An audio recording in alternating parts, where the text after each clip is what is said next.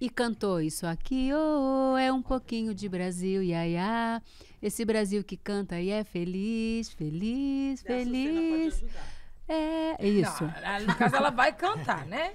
Não, acho que... Eu entendi o recado. Quem vai ajudar é a Ju. Que vai ajudar Obrigada. É a Ju. Aí a Sucena... Vai. Obrigada, Ju. A Sucena, me ajuda. Ela cortou. Isso, a Sucena ajuda. Não tem ironia. De novo. É uma forma de falar assim, não, Ju. Hoje tá brava, hein? Obrigada. É uma parte da nossa, parte da Bota o cena. microfone dela nessa hora.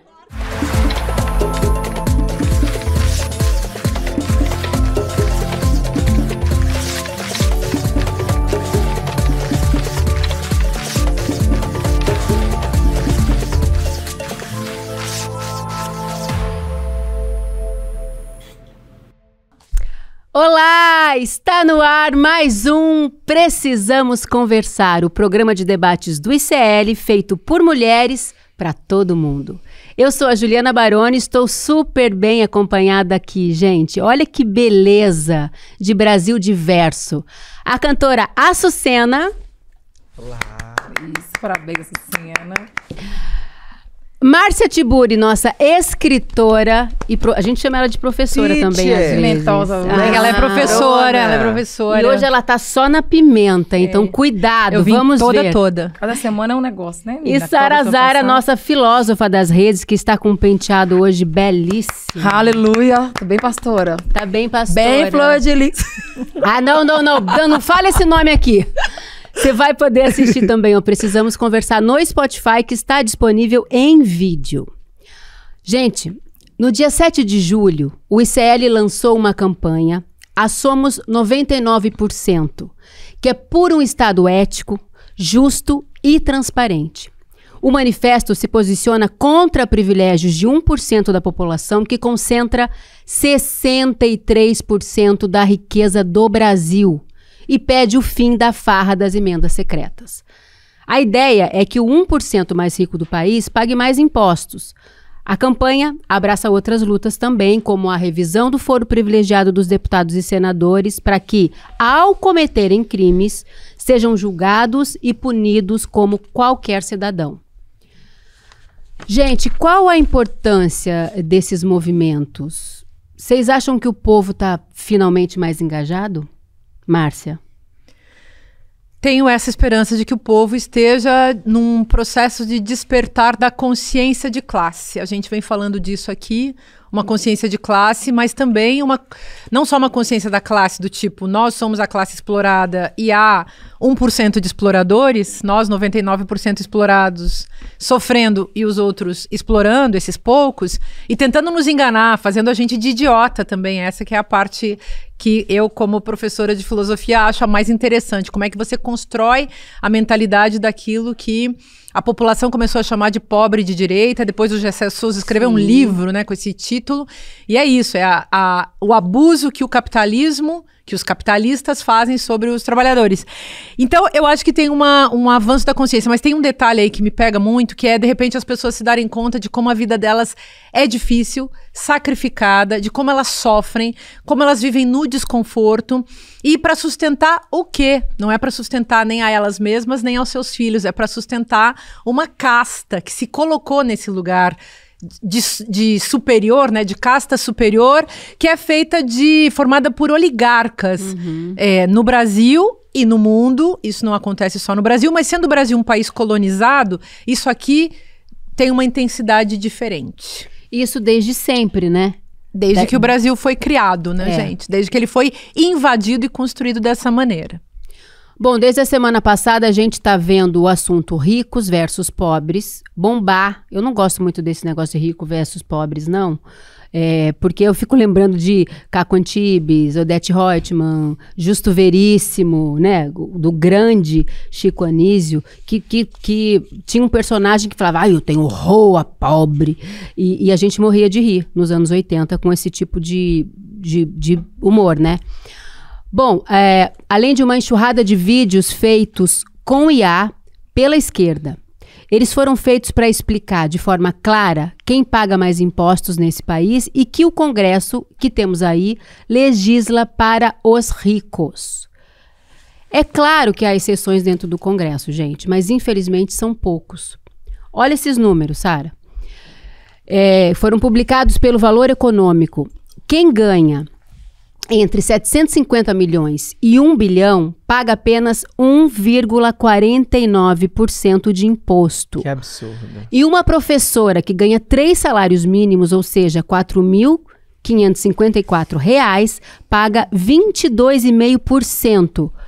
Açucena, essa conta faz sentido? Que absurdo, cara. Inclusive, eu nunca imaginei que a inteligência artificial ia ser tão boa para explicar didaticamente para as pessoas essa conta. Não faz nenhum sentido. Acho uma injustiça enorme com o dinheiro, com o dinheiro do trabalhador, com o dinheiro do povo. E é de uma tristeza, mas aí vem a coisa da construção da consciência, né? É importante dizer que a construção e a produção de uma consciência de classe, ela não está a priori. A consciência ela é construída, ela é produzida. Então, acho que a gente está num momento muito oportuno de fomentar essa produção de consciência. Porque não é simples quando se diz Dia da Consciência Negra. Não é que a consciência negra está, não é que a consciência de classe está. Então, não é pobre versus rico mesmo, Ju. Infelizmente, é luta de classes. Deixa eu colocar uma palavra aqui que vai nos ajudar. Tem uma filósofa espanhola chamada Adela Cortina que criou um termo para falar desse horror que os ricos têm dos pobres. Ela chama de aporofobia. O padre Júlio Lancelotti começou a falar muito dessa palavra aqui. Esse livro foi publicado pela Contracorrente, do nosso amigo Rafael Valim. E é assim, digamos, um termo muito importante de entrar na conversa das pessoas também. Porque tem, sim.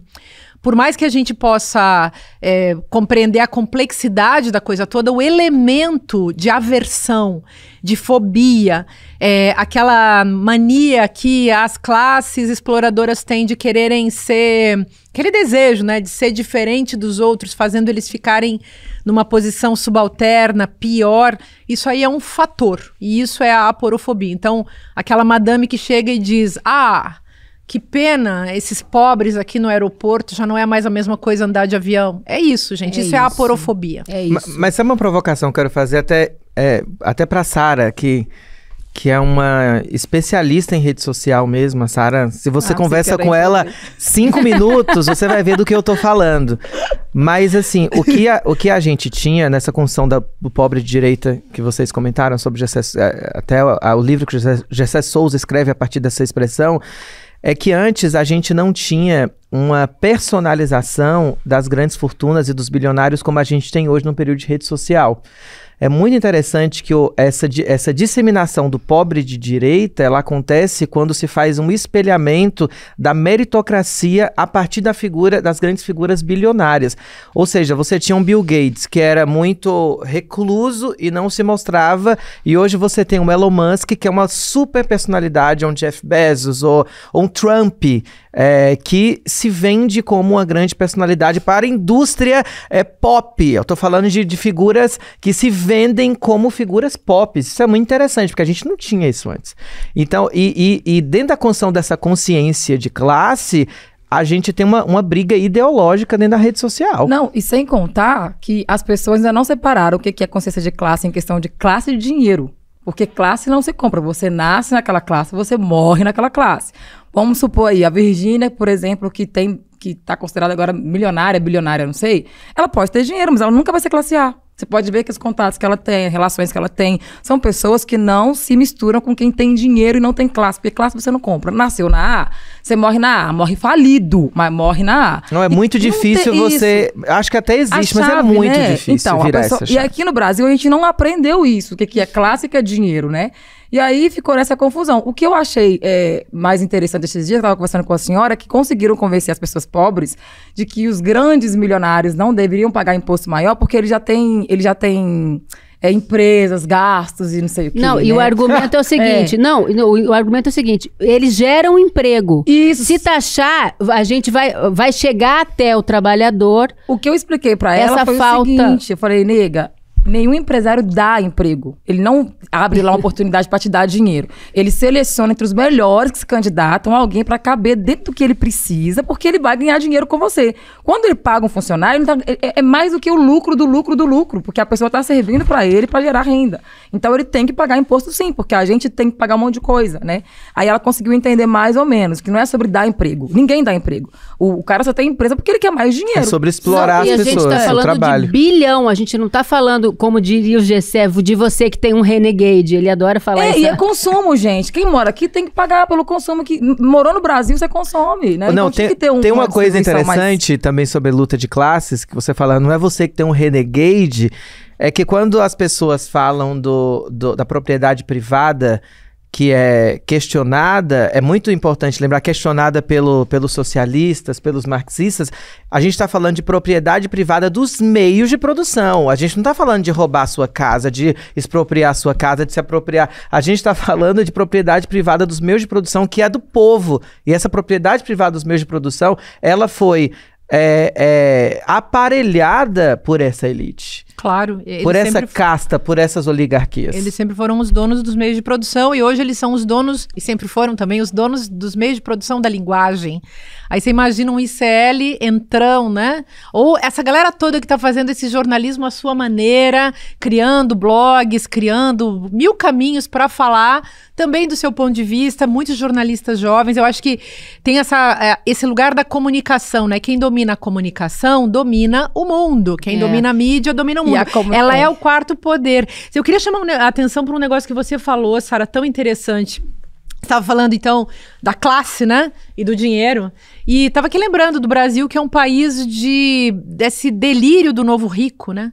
O nouveau riche, que é aquela pessoa que não tinha, então, a tal classe, que é o berço. Aí comprou. E aí vai lá e arranja um dinheiro, se capitaliza.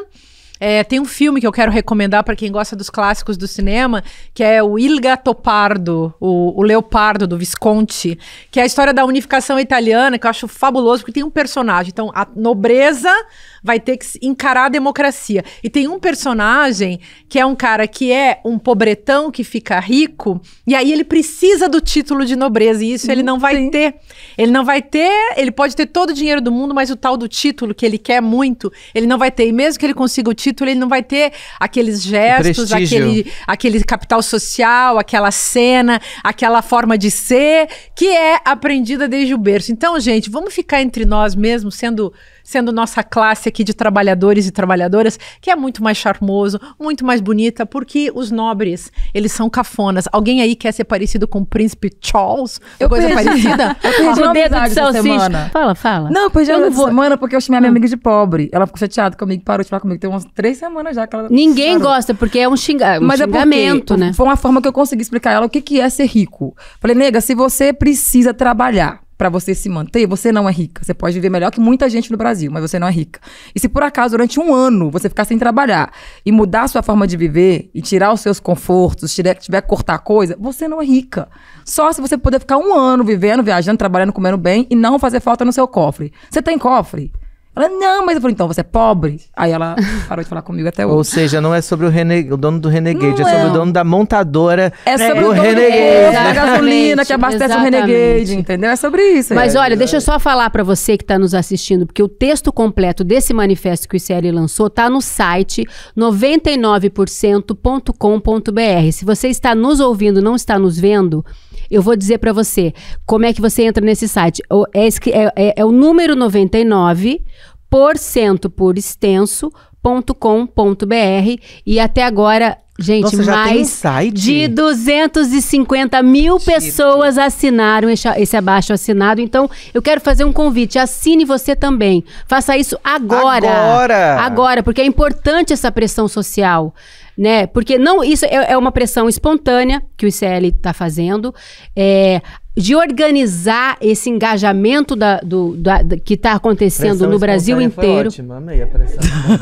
Não, pressão espontânea, eu amei. Ninguém obrigou porque a É isso mesmo, é uma pressão espontânea que não tem partido, isso que eu quis dizer, que não tem partido e que parte de nós, do povo, dos 99% que estão insatisfeitos com absolutamente tudo, tá? É um protesto digital, né? É um protesto digital, exatamente. Não vamos queimar pneu, vamos botar no negócio. É colher o máximo de assinaturas possível e Eduardo Moreira vai entregar nas mãos dos governantes, tá?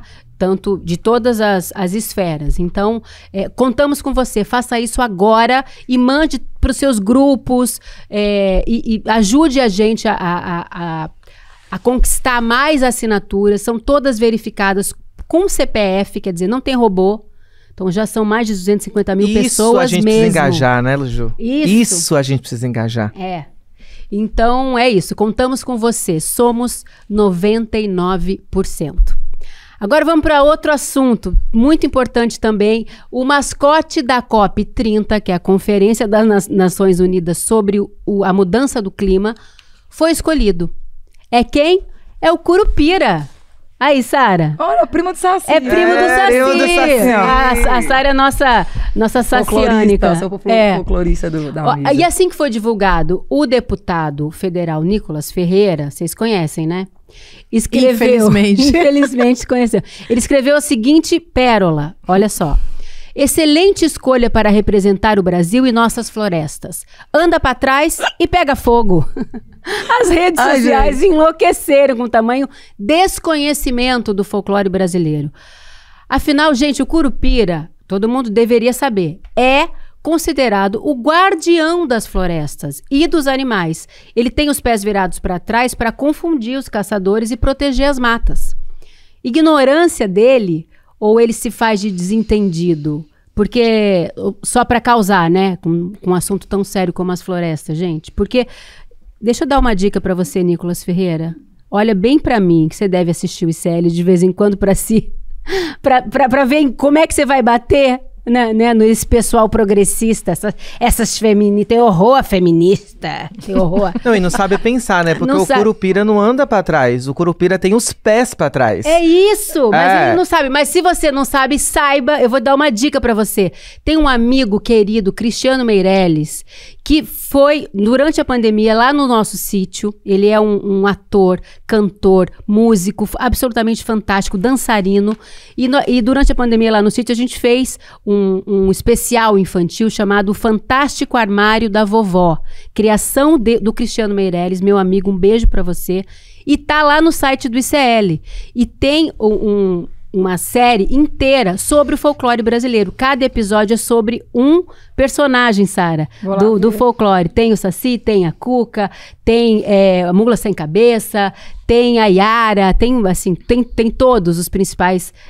O Boto, tem o Boto Rosa. Enfim, se você não sabe, Nicolas Ferreira, assiste lá o Cristiano Meirelles, que você vai se aculturar um pouco mais, tá bom? Pronto, que vocês agora acham? vai ser corte desse homem falando: a mulher do homem lá mandou cuidar do Curupira. Cuida do Curupira, não conheça o Curupira. A mulher dona do homem. E cuidado com o Curupira, porque ele te pega. É verdade, é bom tomar cuidado, gente. Agora, sobretudo, tomar cuidado com a ignorância, né? Porque ela vem sendo uma arma na mão desses sujeitos inescrupulosos e que tem como objetivo sempre proteger a si mesmos, lucrar para si mesmos, proteger os seus próprios interesses, roubar muito, tem muita corrupção sempre, esses caras estão sempre envolvidos em escândalos de corrupção, tem o orçamento secreto que é uma coisa corrompida na sua origem, na sua própria ideia fundadora, e aí que a ignorância vira uma arma de destruição e perde aquilo que é bonito digamos, naquilo que os filósofos chamavam de douta ignorância, né? Então essa ignorância que me faz perguntar, eu não sei, eu pergunto, a pessoa pode não saber quem é o Curupira, aí ela pergunta, quem é o Curupira? Por que o Curupira? Aí você vai lá e conta a história do Curupira, a pessoa vai aprender, mas quando um sujeito desses, que ocupa um cargo importantíssimo, foi o cara que mais foi votado para o Congresso Nacional para a Câmara dos Deputados.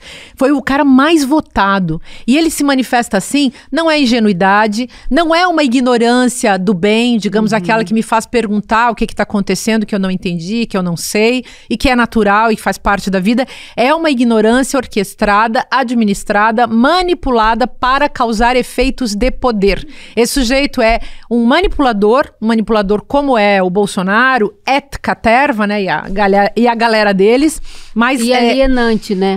O projeto é esse, né? É causar um efeito. Então, desviar o assunto, fazer gracinha, puxar a imagem. Tem esse objetivo sempre. Então, fazer ser visto. Esse sujeito quer ser visto por todo mundo, porque quanto mais visto, mais ele vai aparecer. E como as pessoas não raciocinam a partir de uma imagem, você precisa colocar as palavras, as perguntas diante de uma imagem. A gente tem que viver desmontando as imagens, analisando as imagens. Esse sujeito quer aparecer e esse aparecer é poder. Então, vício, tomar cuidado. Né? De tomar estar em cuidado. evidência. Acho que é vício de estar em evidência. E ele sabe, sim, as coisas que ele fala. Acho que ele estuda o que ele quer falar e ele faz o contrário. Ele não vai trazer informação válida. Ele vai trazer algo que as pessoas querem ter confusão na mente mesmo, entendeu? Sara, é isso. Ele vai mistificar. Ele vai enganar.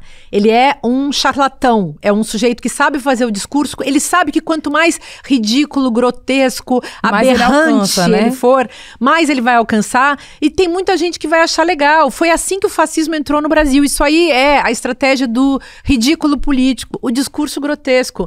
Quem fizer isso vai ter sucesso na política. Por que vocês acham que o Pablo Marçal foi até onde foi? Quem conseguir fazer isso vai continuar funcionando no Brasil. Aliás, o Pablo Marçal tá batizando pessoas. 20 mil reais, minha querida, assim? pra poder batizar com homem.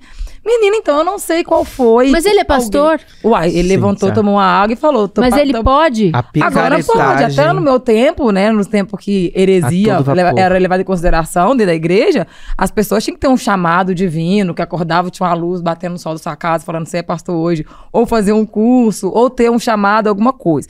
Agora, se você tem um Instagram gordo, se você tem um dinheiro no bolso, se você tem uma lábia boa e tem um gente trouxa pro seu lado, você vira pastor. Eu já falei, esse ano, se não der certo, ano que vem, disse a palavra Você mágica. podia abrir uma igreja, hein, eu vou abrir, Sara? Eu iria na tua igreja. Vai ter igreja pra ter costar Sara Maleico. Ó, ainda sobre as nossas tão amadas florestas, a ministra Marina Silva do Meio Ambiente e Mudanças Climáticas foi convocada para prestar esclarecimentos sobre queimadas e desmatamentos na Comissão de Agricultura da Câmara.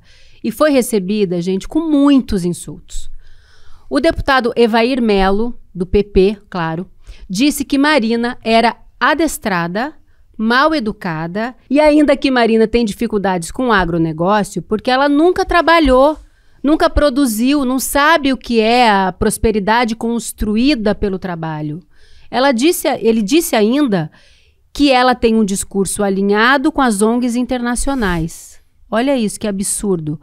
O capião, que é capitão, Alberto Neto, sugeriu que Marina pedisse demissão. Marina rebateu aos ataques, dizendo estar em paz, disse que prefere sofrer injustiças do que praticá-las por ter certeza que um dia a reparação virá. Mas a pergunta que eu quero fazer, gente, quem vai reparar a ministra Marina Silva? Nossa, a história. A luta cotidiana e a construção e produção de consciência de classe, consciência de quem você é. Acho que a Marina... é muito dura essa frase da Marina. Prefiro ser... Como é que ela diz? Objeto, praticá-la. Forte, né? Muito forte. Porque... Prefere sofrer injustiça do que praticá-las. Claro... E é uma pessoa que você vê que ela é vocacionada, porque uma pessoa que tem a coragem de dizer isso e viver o que diz, porque muita gente fala e não vive o que diz. Agora, prosperidade construída pelo trabalho... Que é isso, gente? Ou por um genocídio. Ou prosperidade construída... Porque a gente... parece que ele invisibiliza aqui todo o processo de desmatamento... De genocídio de populações indígenas inteiras. Mas ele é o genocida, então ele é o matador, ele é o misógino, ele é o racista, ele é o agressor. E o agressor não vai defender nunca o lugar dos agredidos, Ele nunca vai fazer diferente daquilo que ele já está acostumado e que ele está autorizado com os pares dele. E ele pratica uma coisa que é típica da violência misógina, racista, o ato de fala. O racismo, ele tem as suas materializações, mas a primeira delas é na fala. É o ato de fala. Então não é só o ato físico, tipo, espanca uma pessoa com o braço ou com uma arma. É já na fala. Ali já começou. E ali já se cria uma comunidade. Então, a Marina, eu acho que eu entendo o que você quer dizer, Açucena, mas ao mesmo tempo, quando eu penso em figuras, em tantas mulheres, penso na Rosa Luxemburgo, gente. Rosa Luxemburgo acabou afogada. O corpo dela acabou num rio. Acabou no rio, sem mãos, sem pés, sem cabeça. Décadas depois, num exame lá de DNA, talvez seja aquele o corpo que encontraram lá num necrotério e tal. Mas é isso. Quando é que vai haver justiça para as mulheres? A gente pode pegar a figura de Marielle Franco, que ninguém pode esquecer, que foi assassinada, foi um feminicídio político, racista, homofóbico em 2018. Mudou a história da política brasileira. Mas ela não está viva entre nós. Então, qual é a justiça que a gente vai poder fazer em relação aos mortos? Não existe.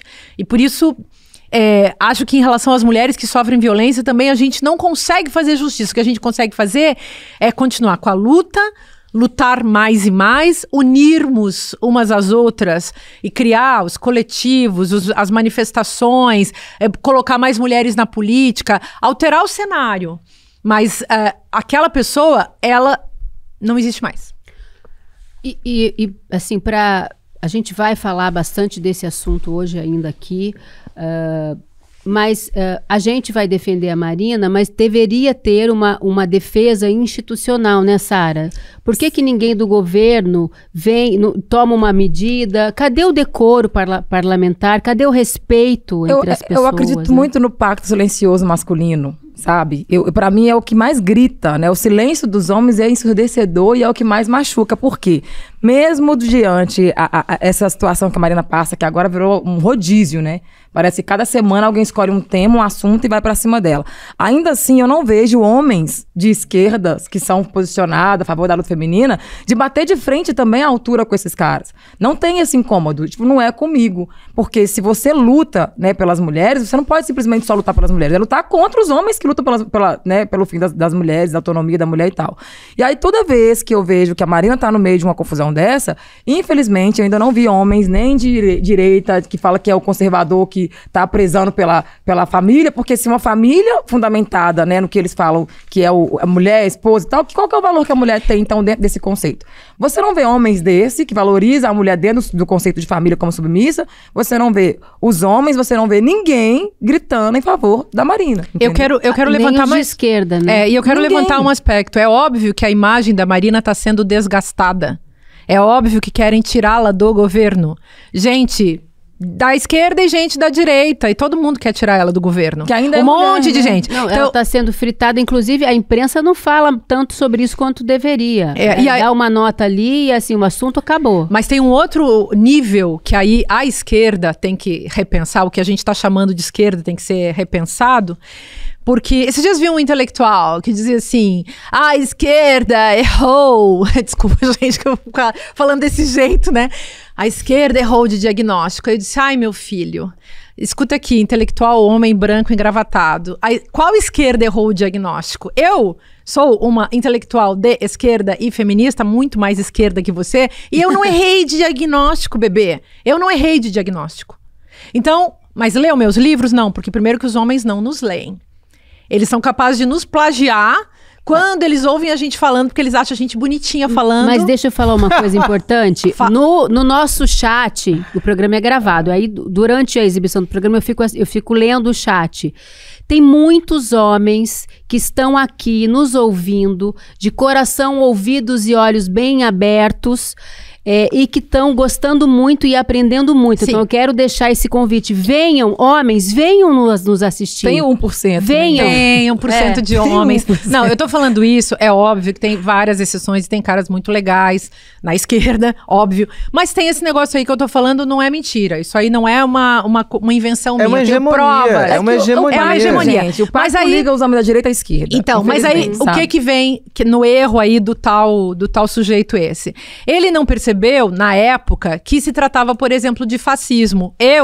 Vivo falando isso, chego a ser chata de tanto que eu falo, parece até cabotinagem, né? Você chega e fala, fui eu que escrevi o primeiro livro sobre o lance do fascismo no Brasil, como conversar com fascista e tal. Aí os caras diziam, que exagero. Aí devagarinho eles começaram a falar em populismo. Não, meu filho, o negócio tem um nome mais radical que a gente deve usar porque é o nome da coisa. Aí depois vários deles foram escrever livros sobre o fascismo, mas não citam os livros anteriores. Por quê? Porque eles não leem as mulheres. Por isso que estão atrasados fazendo merda na política. Mas quero dizer, tem um erro radical que é não defender uma pessoa de esquerda e não defender as mulheres na esquerda. A gente tinha que defender o Lula, né? Defendeu-se muito mais o Lula do que a Dilma. Sim. E tem que se defender a Marina como se tinha que defender Manuela Dávila, Marielle Franco, Márcia Tiburi e figuras do tipo. Por quê? Porque foram detonadas. Quem defendeu? Ninguém. E aí o que elas são? Elas são escolhidas como alvo.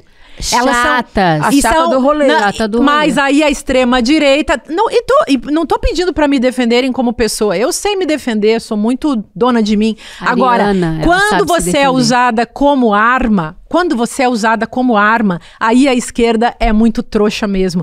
Uma mulher vai lá e começam a usar ela como arma contra a esquerda inteira. Foi isso que fizeram com a Dilma Rousseff. Mas aí a macharada e o machismo estrutural, em vez de defender aquela mulher da injustiça que ataca a esquerda inteira e um projeto de país e um projeto político, eles preferem, eles são automaticamente rendidos no machismo estrutural e ficam, sem querer, inconscientemente do lado da macharada, que aí mistura tudo, Assim, esquerda eu não com vou falar direita. nada, não vou falar nada. mistura Aí tudo. fica calado que é pior, entendeu? Ô, gente, Claro. olha só, a violência contra a mulher parece que não sai mesmo do noticiário. Pelo menos nesse programa, nós estamos falando bastante sobre isso, infelizmente, né? Seja ela uma violência verbal e moral, como tem acontecido direto com a ministra Marina Silva, como física, que infelizmente tem acontecido com mulheres por todo o Brasil. Atenção a esses números. A cada 6 horas, uma mulher é morta no país. A lei do feminicídio tem 10 anos e isso não impediu do Brasil amargar uma alta de mais de 1.600% nos crimes desde 2016. Não há fiscalização, não há monitoramento ou respostas rápidas da polícia e o grande problema é que muitas medidas protetivas só valem no papel. A Açucena, nossa querida amiga, tem uma história trágica, infelizmente, para contar para a gente, que aconteceu recentemente com um familiar dela. Açucena, você nos contou, você falou para a gente aqui, antes da gente começar, que é fundamental transformar a indignação e revolta em luta contra a impunidade e por justiça. Por isso,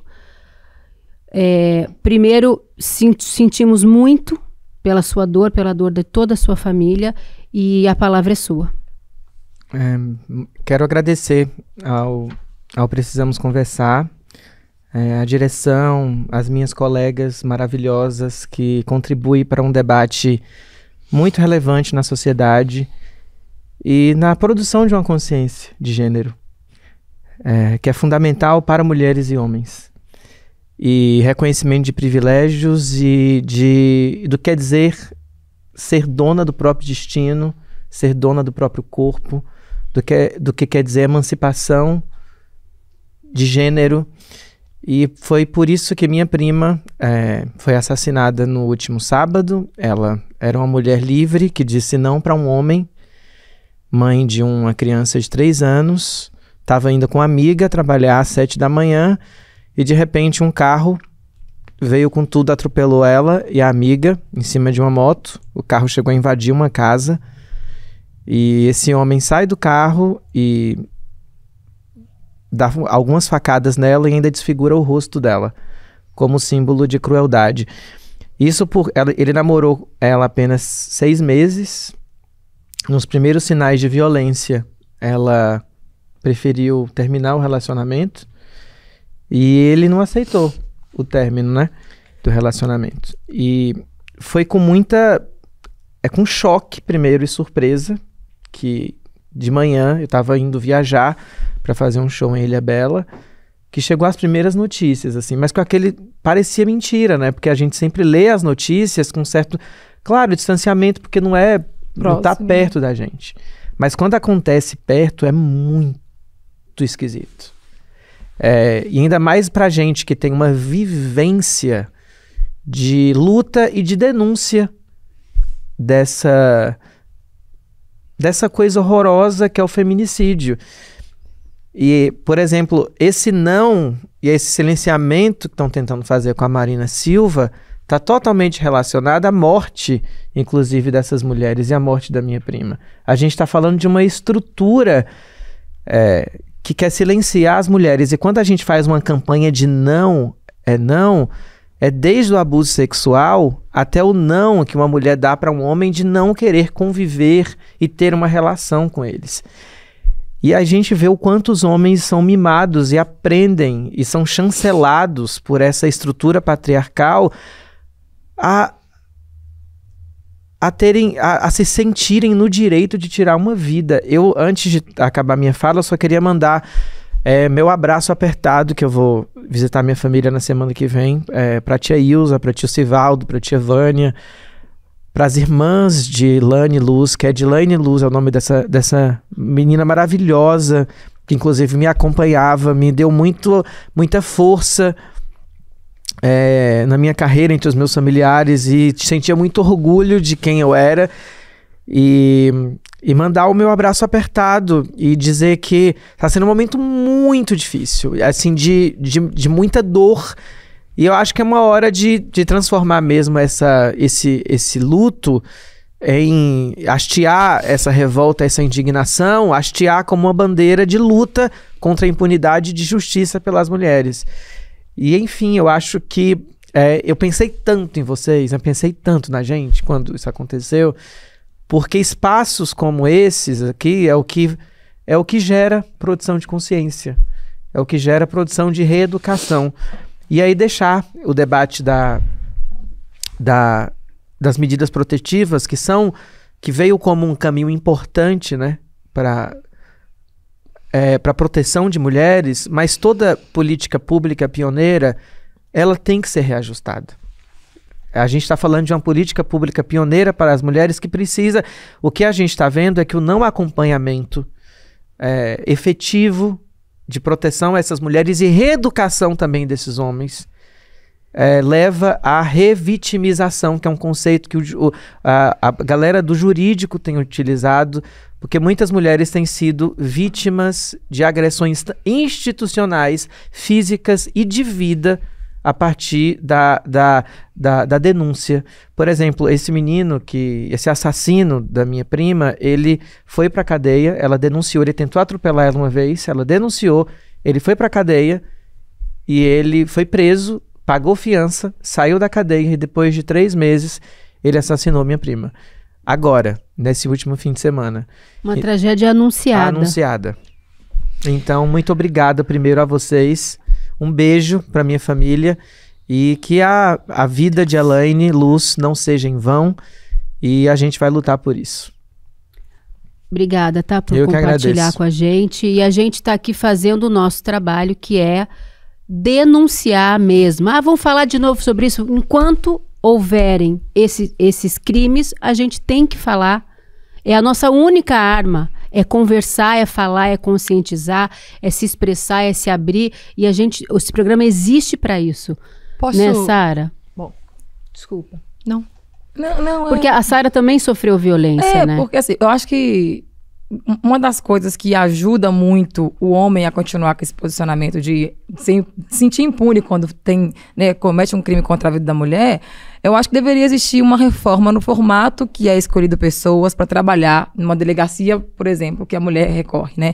No meu caso, quando eu precisei fazer o boletim de ocorrência, fazer o tal do laudo, né? Fazer para ter a medida protetiva, eu cheguei na delegacia e eu senti um despreparo gigante, até porque a delegada, ela duvidou da minha palavra o tempo todo, né? E quando o agressor chegou lá para audiência, é uma audiência assim de conciliação, alguma coisinha assim que eles fazem na apuração, ela começou a me dar descrédito na frente dele, sabe? Então ele saiu de lá mais forte do que ele entrou.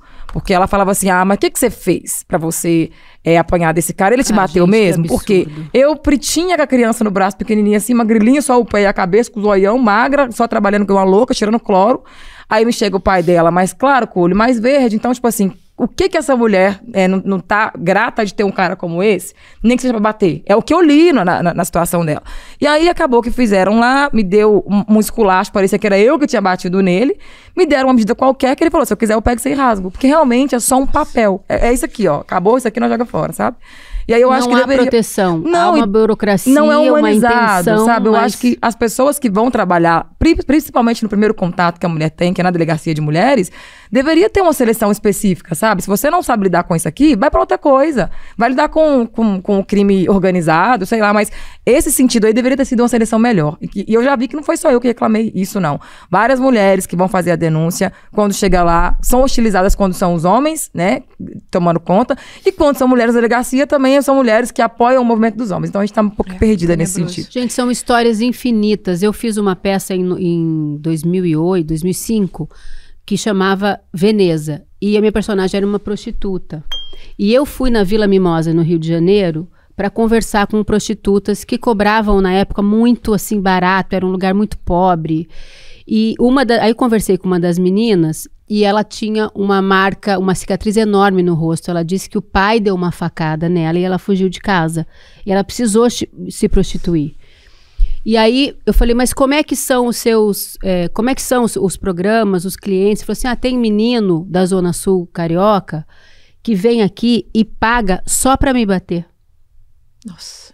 Então, olha, ela fugiu de uma violência em casa, foi parar num lugar super hostil porque ela não tinha opção, e lá ela continua sofrendo violência. Então, a gente está protegido em algum lugar? Parece que não, né? Acho que não, porque isso é cultural, é estrutural, e por isso mesmo que a delegacia é o retrato do mundo. E, obviamente, isso tem que melhorar. E essas mulheres que sofrem violência, todas as mulheres sofrem violência em gradações diferentes e intensidades diferentes, porque a cultura patriarcal é misógina, ou seja, é uma cultura do ódio às mulheres, e entre a misoginia estrutural e a matança de mulheres tem um nexo que é óbvio. É uma questão de intensidade, de lugar, de contexto, de lei e de parceria da macharada também na sustentação desse jogo. Eu queria falar uma coisinha só. Na véspera, em 2020, na véspera de Natal, foram mortas 7 mulheres num dia, na véspera, 24 de dezembro de 2020. E aí, olha a coincidência, eu tinha uma juíza que foi morta, ela tinha medida protetiva, ela foi morta, tirou a medida protetiva e foi morta na frente das 3 filhas, esfaqueada pelo marido, quando ele foi entregar as meninas para ela. Isso comoveu muito a população brasileira, muita gente vai lembrar dessa história. E eu fui no Instagram e escrevi a seguinte mensagem: precisamos conversar sobre o feminicídio. E aí, a Vilma Reis, que é uma feminista da Bahia, me escreveu, vamos? E nós nos telefonamos e em poucos dias criamos o Levante Feminista contra o Feminicídio, que é uma campanha de conscientização que já tem todos esses anos. No dia 25 de março a gente faz, é o dia do Levante, Dia Nacional do Levante Feminista contra o Feminicídio. E no começo éramos 2 mulheres, depois 3, depois 15, depois 100. Hoje sei lá, milhares de entidades feministas ligadas, as feministas do Brasil e todo, do Oiapoque ao Chuí, fazendo campanha nos seus estados, nas suas cidades e criando redes de proteção, de conscientização, não só das mulheres, evidentemente, mas também dos homens. Mas é um fato, as mulheres precisam se proteger não delas mesmas, né, gente? Elas estão sendo atacadas pelos homens. Tem uma guerra dos homens contra as mulheres. E é uma guerra mesmo, querem ver? Porque não é quando a gente vê que a coisa é mais profunda, que envolve níveis inconscientes e autorizações que formam essa socialização entre os homens, né? É como a Rita Segato, ela fala assim, o estupro, um homem estupra para dizer eu sou homem e assim se ligar a um outro homem, pois eles matam também para isso, para dizer eu sou macho, eu faço, eu quebro, arrebento, eu faço e aconteço, né? E aí eu tava lembrando do caso da mulher que vendia cosméticos quando eu era criança, lá na minha cidade, em Vacaria. A Djanira. Olha o que aconteceu com ela. Ela já tinha, sei lá, 60 e tantos anos, e o marido dela matou-a, levou para o hospital, jogou fogo em cima, porque sempre fazem isso, né? Para desfigurar. O que o cara fez foi estraçalhar o rosto da sua prima para desfigurá-la. A Carmen Lúcia esses dias estava falando que isso é muito comum nesses crimes, tentar desfigurar a mulher. E desfigurar por quê? Porque ela não tem o direito de existir, ela não tem o direito de ser ela mesma. O rosto dela representa a vida dela, o desejo dela, a liberdade dela, a beleza dela, a cara dela, a identidade dela, e ela não tem direito nem a isso. E aí eu me lembro desse sujeito que ele já tinha, sei lá, 60 e tantos, 70 e tantos, ele matou a mulher por nada, gente. Nesse Natal de 2020, a mesma coisa. Tinha uma senhora de 70 e tantos anos que foi morta pelo marido com quem ela estava casada há 50. Então, não é aquele crime, entre aspas, passional, não é aquele crime do sujeito que está querendo, sei lá, bancar o fortão, o bacana, no delírio dele, né? Mas é uma coisa assim estrutural, como se ele tivesse autorizado, pelo simples fato de ser homem, a matar uma mulher. E feminicídio é isso. Ela vai ser morta só porque ela é mulher. Porque se fosse um homem, o cara não matava, né? E outra coisa que é muito importante a gente não deixar passar.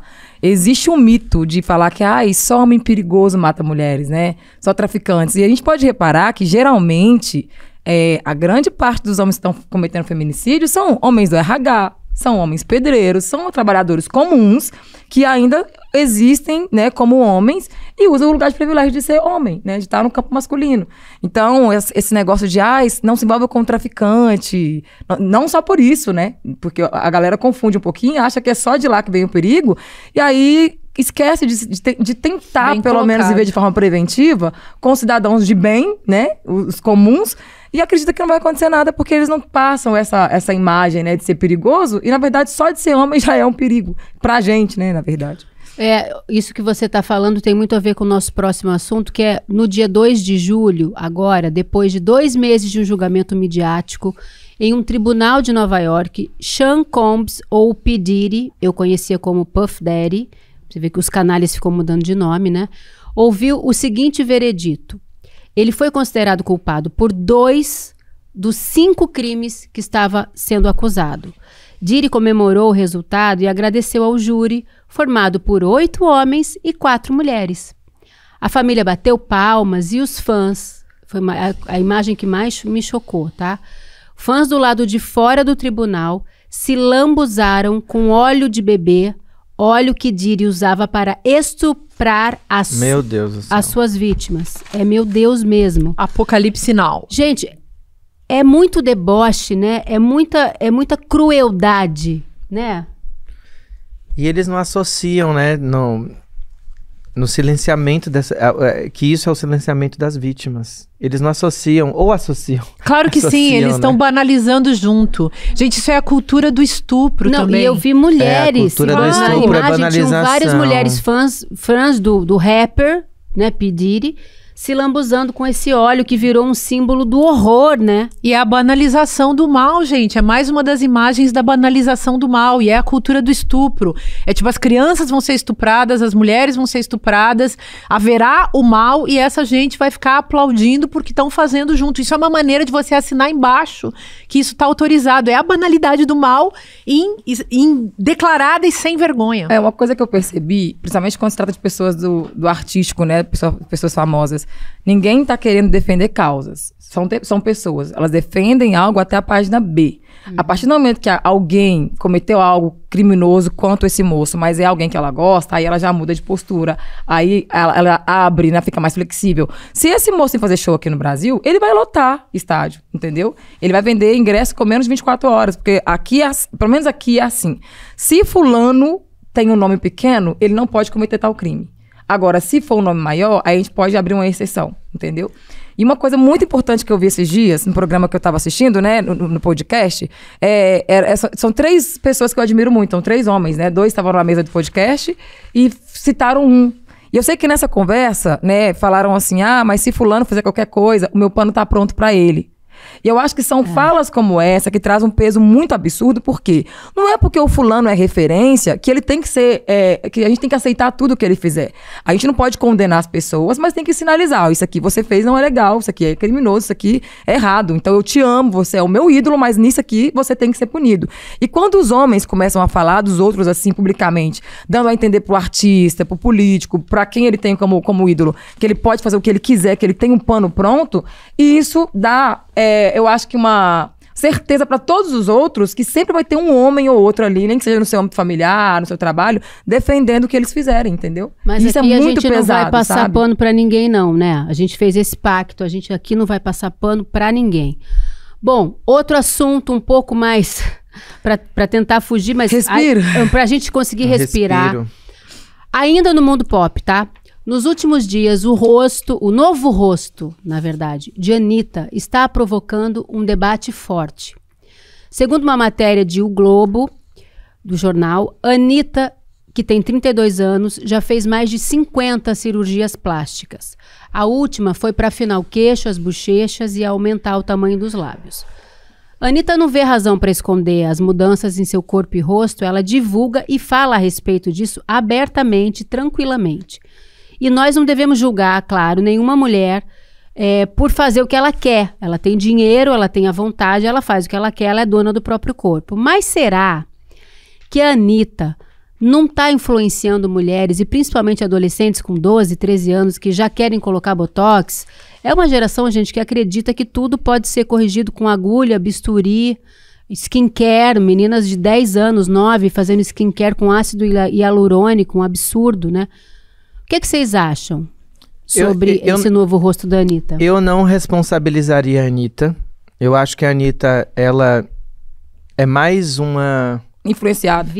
Uma vítima de uma construção disfórica da sociedade. A gente tá o tempo todo... a gente tá falando de desfiguração de rostos e identidades aqui hoje. Então...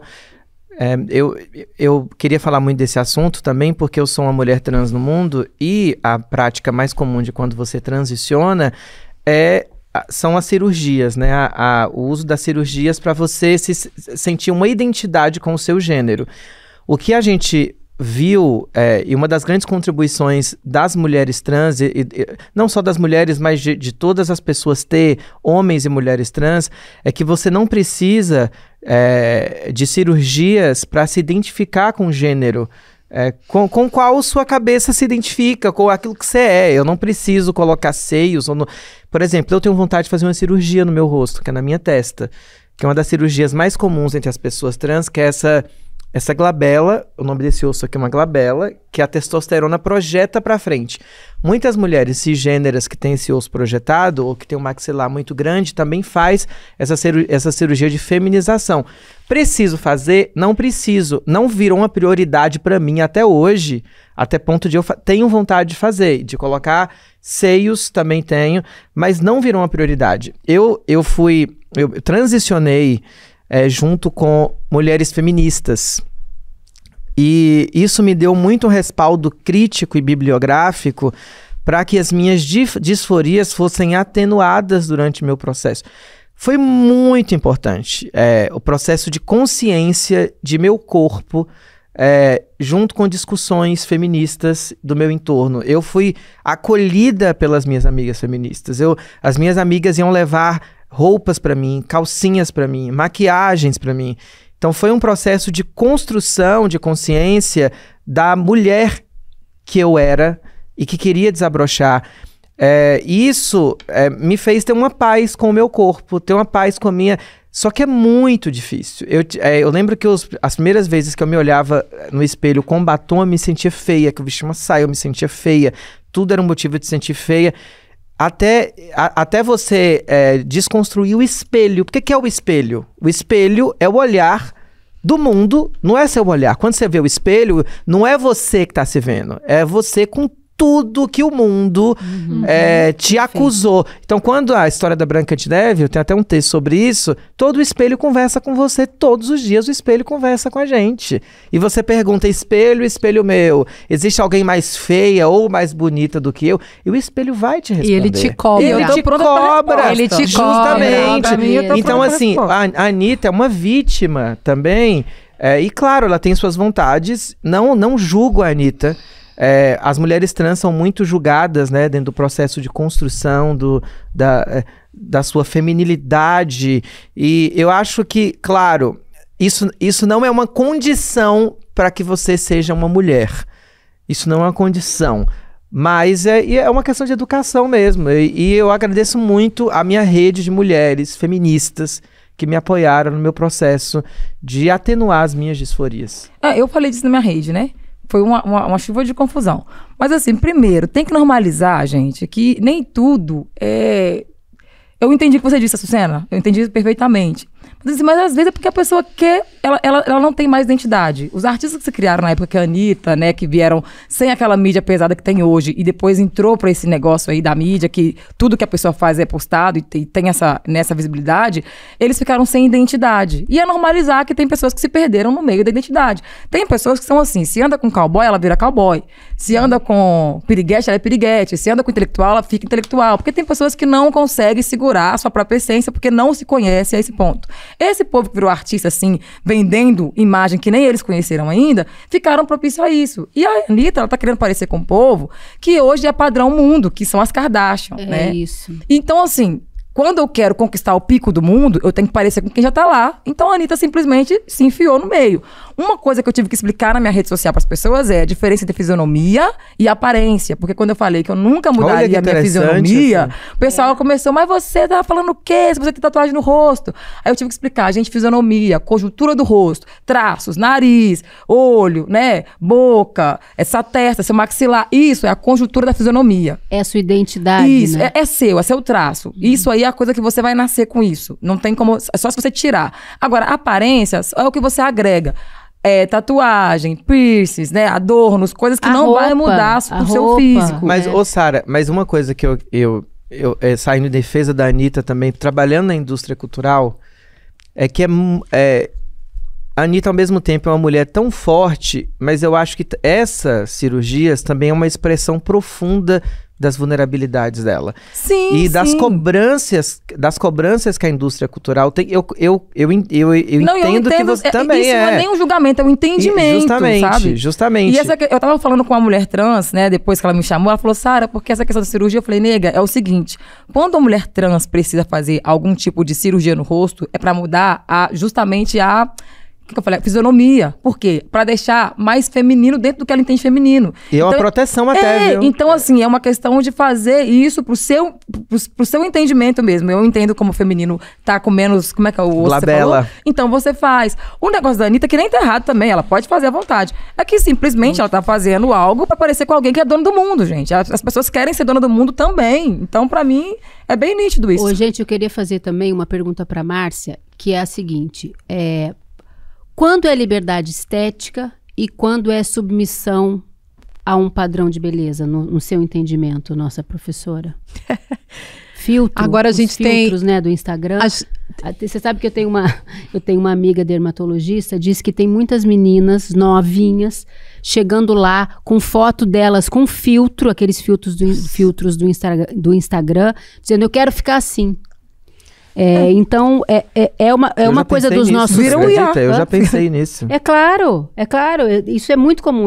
A gente se coloca filtro... Quando os filtros surgiram, eu já pensei nisso. É isso. É a pressão também, né? Do que é beleza. O que você acha, Márcia, São as contradições. Então, primeiro, eu acho que tem isso que a Açucena apontou, que é a indústria cultural da música que junta com a indústria cultural da estética.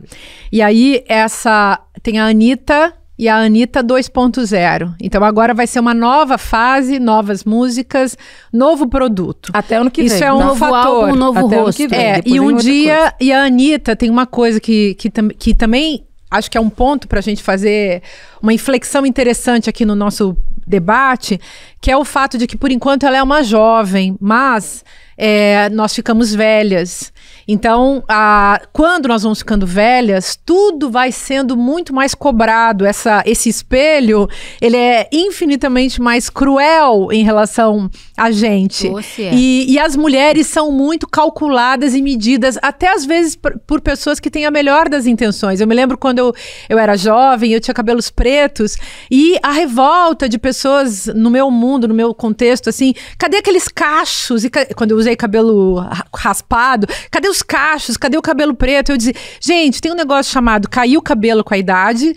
Agora, óbvio, né? Arrumei, cuidei, nananã, mas eu uso cabelo loiro, não é porque eu resolvi virar loira, ou porque eu fui pra França, ou porque eu fui pra puta que me pariu. Eu virei loira porque meu cabelo é branco e aí eu dou uma tonalizadinha com shampoozinho daqueles vagabundo em casa. Vai ficando mais fácil. É só isso, tipo... E ótimas mulheres que estão... Depois da pandemia, a gente viu muitas mulheres assumindo o seu grisalho. Eu fiz também. Felizes com isso. Mas eu não curti Eu também não curto. Eu fico feia. Mas deixa, você é tão bonita, você é tão... Eu tô ficando velha também, gente. Então. Isso é uma crise que eu tenho com o meu espelho, porque eu me vejo na TV desde que eu tinha 11 anos de idade, e tem uma cobrança das pessoas, assim, que você me permaneça encontram. Daquele jeito, Nossa, mas você tá com a mesma carinha. É um elogio, mas eu falo... Mas também cruel, não é. mas É uma prisão. Eu não gosto, eu não Eu gosto. não tenho a mesma carinha. E eu nem gosto que venham dizer que eu sou bonita. Aí eu comecei a usar... Mas você é bonita. Não, mas deixa eu falar. Olha só, aí eu comecei a usar aqueles filtros de Instagram pra fazer zoeira, e botei uns lá, e comecei a dizer, gente, tô com maquiagem do Instagram. E as pessoas, comecei a receber um monte de mensagem, até cantada. E um monte de gente me amando. E lá eu assim, gente, eu tô usando, não sou eu, é um filtro. E aí o que falta? Tô falando isso pra brincar um pouco e tal, mas tem um detalhe aí que é interessante. Como as pessoas perderam a noção da relação entre realidade e ficção. Maquiagem é uma brincadeira, maquiagem é uma ficção, maquiagem é pra gente se divertir. Que eu acho filtro que é mais ainda. Então, filtro também. Aí você bota lá um nariz de cachorrinho, a orelha de gatinho, não sei o quê, uns brilhinhos e tal. É tudo pra brincar, e de preferência, aliás, que sejam coisas politicamente corretas e ecologicamente corretas, né? Porque acho que não precisamos também dizer a maquiagem é horrível. Eu não acho horrível, eu acho bonito. Eu adoro. Quando eu era mais nova, eu tinha um certo pavor, porque eu tive muita dificuldade de me tornar quem eu era, então eu preferia ser muito natural. Eu era muito mais... Como você é. Que eu sou preguiçosa Não, eu não suportava botar roupa. Você é bonita, você não precisa... Eu escolhi a sua ser identidade bonita é no que assim. é mais prático e mais fácil, entendeu? Ser bonita do padrão mundo dá muito trabalho, gente. Então, é mas com a sua maquiagem, cara mas é eu não sou fácil, esse né, meu negócio, amor? E nessa se não fosse a vida que ser, porque... Ó, não, mas... Então, deixa eu falar só mais uma coisinha, que já acabou o nosso tempo, não acredito. E essa mesma Anitta, eu juro que é a mesma, tá? Apesar de estar um pouquinho diferente. Ela cantou, vocês devem lembrar, ela cantou nas Olimpíadas aqui no Brasil, em 2016, com o Caetano e o Gil, uma música que era aquela Isso Aqui, Isso Aqui, chama Isso Aqui o que é, do Ari Barroso. Vocês lembram disso? Sim. Então, essa mesma música foi cantada nesse último final de semana pelo ator Wagner Moura, no último sábado, dia 5 de julho, ao agradecer o prêmio de melhor ator em Cannes pelo filme O Agente Secreto.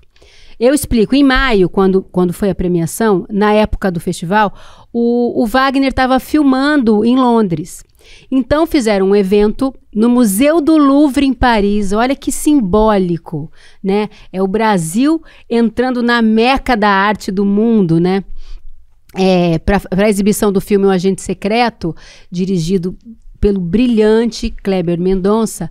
Lá ele recebeu o prêmio das mãos da atriz que eu mais amo na vida, presidente do júri, Juliette Binoche. Gente, ele é o primeiro ator brasileiro a ganhar esse prêmio. O Wagner apontou, durante o discurso, ele apontou para o filme que estava na tela aqui atrás dele e cantou: Isso aqui, é um pouquinho de Brasil, iaia. Desse Brasil que canta e é feliz, feliz, feliz. É também um pouco de uma raça que não tem medo de fumaça, ai, ai, e não se entrega, não. Viva a nossa cultura e aqueles que acreditam nela. A gente tem que comemorar os nossos ganhos, a gente tem que voltar a ter orgulho de ser brasileiro. E a cultura faz isso, né? A cultura Quando faz você isso. precisou, depois de uma Sim. tragédia, subir no palco, tenho certeza que o palco te curou, nem que seja por aquele momento Com certeza, que você estava Ju. lá em cima. Ju, só falando de música, como eu acabei alguns programas com música, eu queria deixar essa reflexão respondendo até a Marina Silva e dando homenagem a mais uma mulher, a minha prima, com a canção que o Mayakovsky, uma poesia do Mayakovsky que o Caetano traduz maravilhosamente bem e que a Gal canta. Se chama O Amor. E a Marina fala, né, que sim, isso vai ser reparado no futuro. E a canção vai dizer assim, ó, sobre a ressurreição dos mortos que o Walter Benjamin aponta num dos textos mais lindos. Talvez, quem sabe um dia, por uma alameda do zoológico ela também chegará. Ela que também amava os animais, entrará sorridente assim como está, na foto sobre a mesa. Ela é tão bonita... Tô até desafinando. Ela é tão bonita que na certa eles a ressuscitarão. O século 30 vencerá. O coração destroçado já pelas mesquinharias. Se esse século não nos ressuscita, que o século 30 nos ressuscite a partir das nossas lutas. E é isso que eu desejo para nós. Enfim, muito obrigada. Mulheres maravilhosas. Que coisa linda. A gente se vê na semana que vem, tá bom? Um beijo e fiquem com a gente, tá? Um beijo, meus amores. Beijo. Essa cena que eu desafinando, imagina. Desafinando. Não, desafinei muito. Sempre viu Juliana cantando aqui no começo. Eu amei, afinadíssima. Dia 27 de julho, eu vou anunciar para vocês o novo e revolucionário capítulo do ICL. As universidades vão entrar em pânico. As empresas de streaming vão perder o sono. As empresas de educação não vão saber o que fazer. E o povo brasileiro vai celebrar de alegria, porque vem aí o projeto mais revolucionário que já foi apresentado até hoje no campo da educação, jornalismo e entretenimento. Vocês não podem perder esse anúncio. Você e sua família vão poder eternamente fazer parte desse novo ICL. O ICL está em todo lugar, na palma da sua mão, na TV da sua casa e até nos seus ouvidos. Para ir além da manchete e mergulhar com apuração e contexto de verdade, acesse iclnoticias.com.br. Siga o ICL, compartilha e vem com a gente. Informação para quem pensa.